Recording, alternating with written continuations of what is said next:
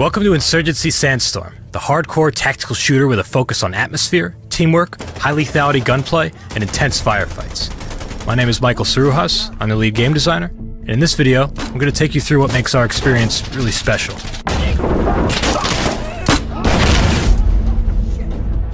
Insurgency Sandstorm offers both cooperative and player versus player experiences across a wide variety of maps and layouts. In our co-op mode checkpoint, you can play solo or team up with other players against challenging AI. Your team must capture and destroy objectives as you advance through the map, but be careful. You only respawn when your team completes an objective. That means if you're the last one alive, it's all on you. Every time an objective is captured, there's a chance the enemy will launch a counterattack. Whoever just captured now needs to defend their new position until the attack ends and their team finally respawns. Sandstorm features 3 player versus player modes: Push, Firefight, and Skirmish. In Push, an attacking team must progress through the map until they are able to reach and destroy the defending team's weapon cache. This mode moves fast and intense, with team coordination and fire support being critical to a successful attack or defense. In Firefight, however, things slow down. This mode focuses on close and intimate encounters, featuring restricted loadouts and no fire support. The map has 3 objectives. Every time a team captures one, they respawn their dead teammates. You need to take all 3 objectives or kill all the enemy to win.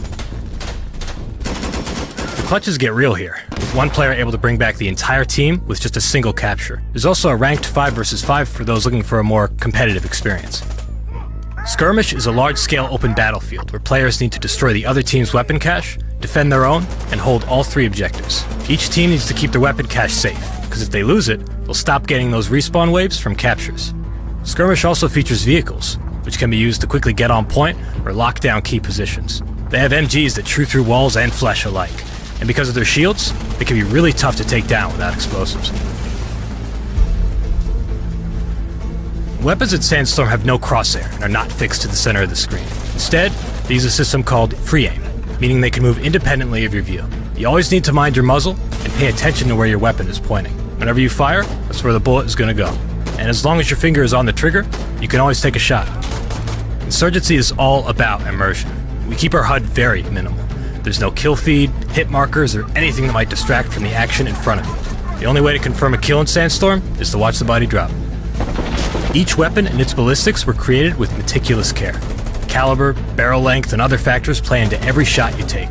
Close-range shots are simulated in a manner similar to hit scan, with longer ranges using a real-time projectile simulation.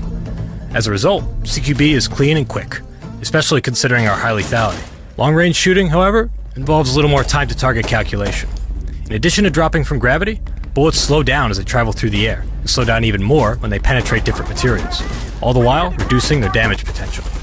A thin wooden panel isn't much, but a thick concrete barrier is a different story. Now, ammo management is important. When you reload an Insurgency, you're not just dipping into a magical pool of ammunition. You need to keep track of every magazine you have and how many bullets you have in each one. If you forget, you can always pat down your vest with an ammo check to get a rough idea. There's also a staged reload system, where if your reload is interrupted, you can continue it from where you left off. You can also drop your magazine during a reload in order to reload faster. This is great for an emergency situation, or just whenever the mag is empty.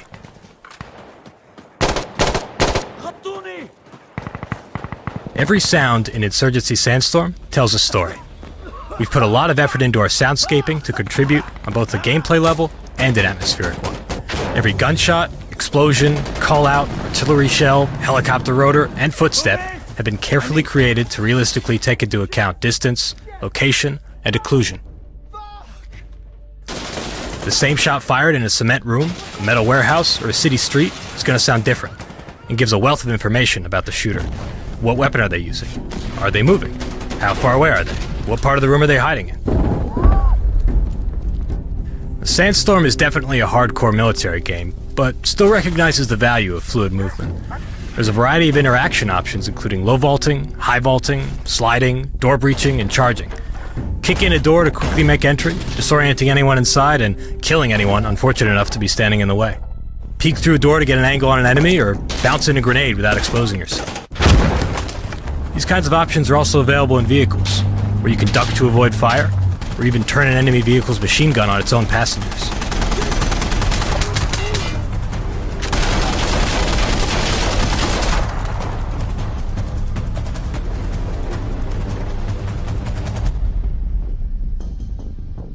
Sandstorm features a large class selection, each with its own weapons, equipment, and abilities. Weapons are never unlocked. They're all right there from the start. The weapons available to you depend on your class. All your gear is purchased using a limited amount of supply points, and everything you carry has weight to it. This means that every choice has a cost.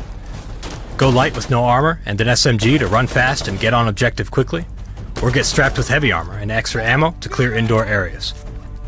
The Demolitions class can bring explosives to take out vehicles or hold up groups of enemies, while the Marksman could take high-powered rifles for long-range engagements. The Commander and Observer classes can work together to bring powerful fire support to the field. Call in artillery strikes, smoke screens, gas attacks, airstrikes, explosive drones, and helicopter support.